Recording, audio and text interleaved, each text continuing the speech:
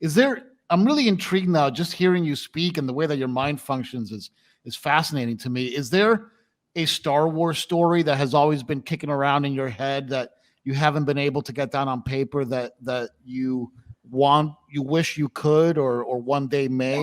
I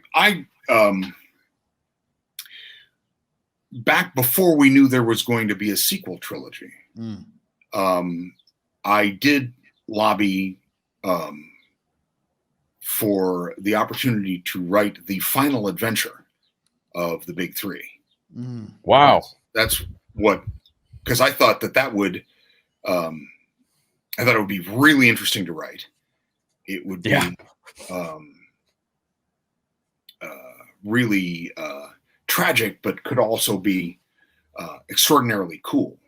I think that I have a little bit of track record in Star Wars for tragic but ultimately cool kind of a little bit writing. Like, well, yeah. So, so I thought, yeah, well, you know, because people they would ask me after Revenge of the Sith, you know, what would you really like to do if you could do anything? This is always from fans. Yeah. And I told them that's what I'd like to do. I'd like to do the final adventure of the Big Three. But now we have seen the final adventure of the Big Three. And so, what was your sort of quantum, you know, alternate reality for? Didn't have one. Did not have a plot for it. I liked it as a concept. What did you think of the final adventure of the Big Three that we actually did get? I liked some of it.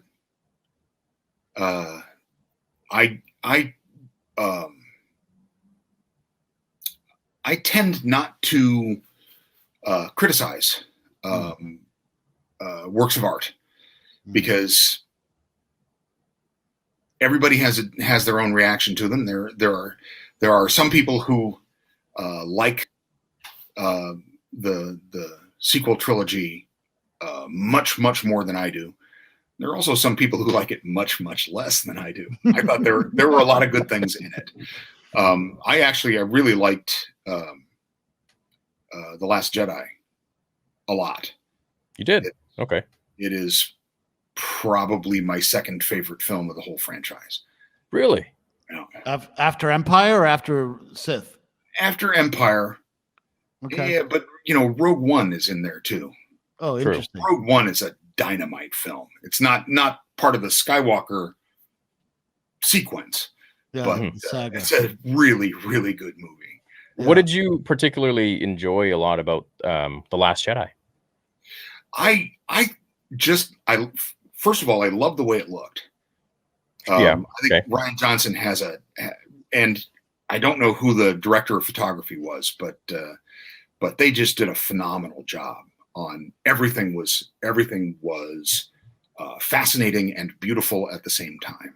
It's very visually pleasing for sure. Yeah. And I really liked because I am the way I am, I liked the desperate circumstances of the heroes where things just keep getting, they start out kind of bad and they get worse from there. And they get worse and worse and worse till you're left with just the last core group, and they have to find a way to keep on fighting.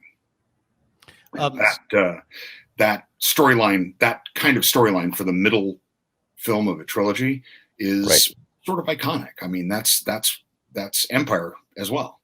Steve Yedlin is the cinematographer, and he's actually a fascinating guy. I've had the pleasure of interviewing him at length. Tell him I think he's brilliant.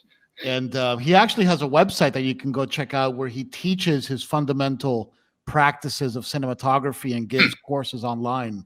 Steve Yedlin is a fascinating dude. He's also was Rian Johnson's childhood friend.